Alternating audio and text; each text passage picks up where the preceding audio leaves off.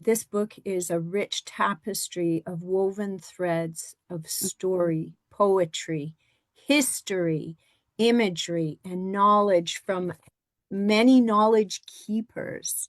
Mhm. It was carefully and mindfully compiled. It's Mhm. just, I mean, I can't say enough, and Yeah. it's hard to put down sometimes. But, and at the same time, you want to keep going back over and into it because there's so much there. Yeah, it's like, yeah, I think so too. And like, I really like that you acknowledge that it's like a tapestry because that was exactly how I want, or like a collage almost, like how I wanted Mhm. to put it together. But it was just, it did feel like weaving almost. Like it was just like, um, last year actually, that now that I think of weaving, last year I was working at a gallery near my house here in Winnipeg,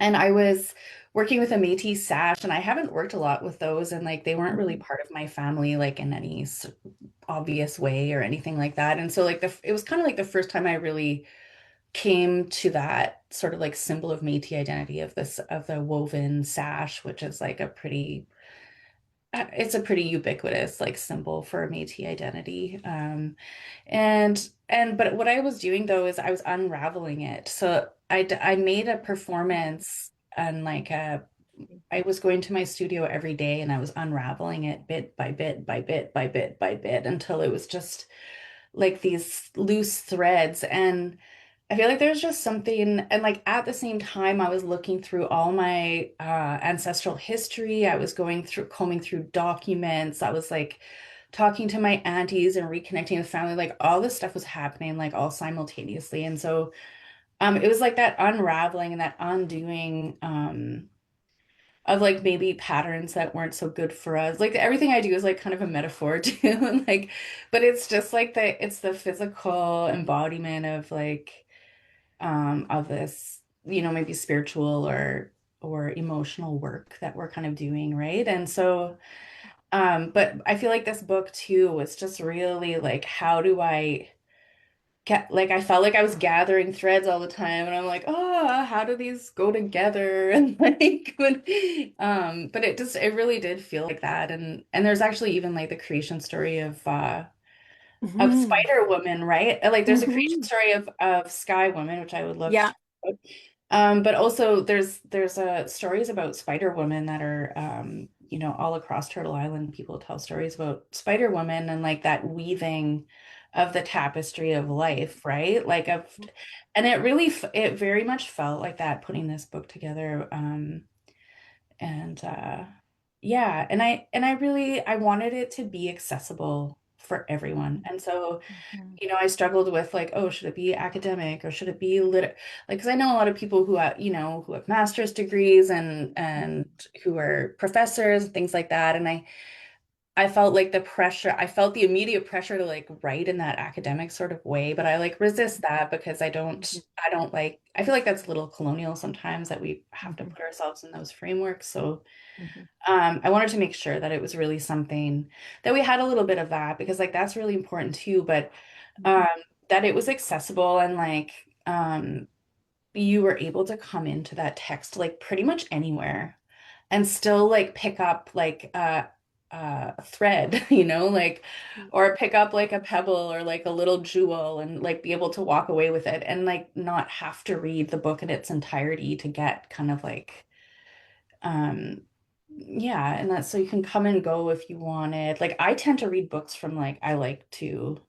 not always, but like I'll flip from the back and I'll Yeah. just read a random spot. Like I read like that. Like I will read random bits. So yeah, so I just wanted it to be accessible to everyone and they're able to kind of just go do that. So in this recent publication, Red Dress Art, Action and the Power of Presence, which you edited, the format is quite dynamic and unique. You begin with a foreword from Kathy Merrick, who is now passed away, as of last year, I guess. Yes. Um, yeah, you follow this with a it is, like I said, it's art. You follow this with a two-page black homage with a poem in dedication to her. I Yeah. mean, obviously it's very thoughtfully placed. Then you follow this with a creator blessing in both Ojibwe and English. Then a beginning narration from yourself. All sections that follow are titled without numbers into four parts. She lights the fire. They tried to bury us. She holds ground and she holds water. Finally, you end with beginning again. Yes. So, and one more point, which I just discovered last night, they also refer to in each of those beginning of the chapters with "I love this," and I'm gonna probably mispronounce it. I'm so sorry Oh, it's okay. for It's all people right. who speak. It's Ojibwe, is that right, or is it? And Yeah. Yes. is it Anishinaabe and Ojibwe is are it the a main. Nash Yeah. Anishinaabe? So Yeah. this could be an Anishinaabe. Um, Ishokodi. Oh, Ishkode. Yep. Ish, thank you. Ishkode is how you say it. Yeah. Ishkode, Nuden, Yep. Nuden, Nuden, Yes. Yes. Aki, Yes. and Nibi. Yes. Yes, So those, yeah, I'm not a language speaker, but I mean, obviously a lot of the work, like I'm around a lot of Anishinaabe language speakers. So I think my grandpa was probably both Cree and Anishinaabe, but he never spoke either of those languages. So, but yeah, I really wanted to put, I know how important language is, and even though I'm not dedicating all my time to learning that, I also wanted to put some language into the book. And I also was really, I really wanted the land to be, I don't know how to put it, like almost like a narrator. Like I wanted the land to be a very big part of the book too. So those four words in Anishinaabemowin are earth, air, fire, and water. So I don't know if they're in that order what you read, but um, so I really wanted that to be part of the book. And I actually was thinking a lot about trying to, and it was hard, um, trying to create these sections from that.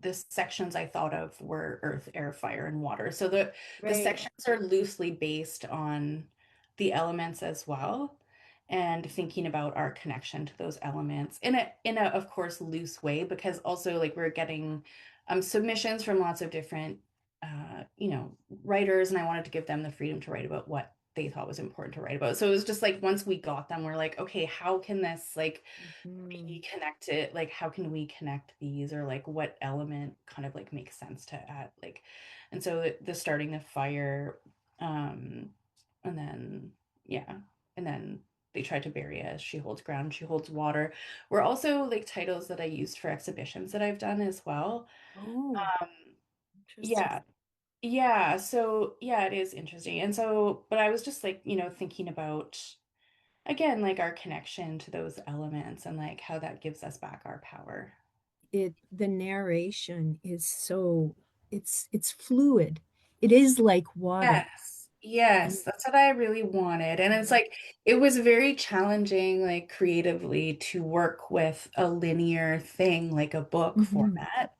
mhm. And that's like, and make it fluid and make it be fluid, because the book, like by definition, is not fluid. It's very linear. Yeah, There's a beginning, there's an end, there's a right, front and a back, and there's a, right. like there's nothing cyclical or, like fluid about a book usually, right? And then also like another thing that I did, like you mentioned before, is the last bit of the book is called Beginning. Mhm, And mhm. so like the front of the book is beginning, and the end of the book is beginning again. And so like, because I was thinking about how can I make a book into a circle, and that's how I made the book into a circle. Mhm. 100%. And I also feel like, and this is maybe just me, but the idea that you didn't actually have chapter numbers The Mhm. idea that like you said, you could kind of touch down in any piece, anywhere into the book, and you didn't feel like, it's not chronological necessarily. No, It's whatever you're wanting to gather at that moment in time yes, and come yeah. into it.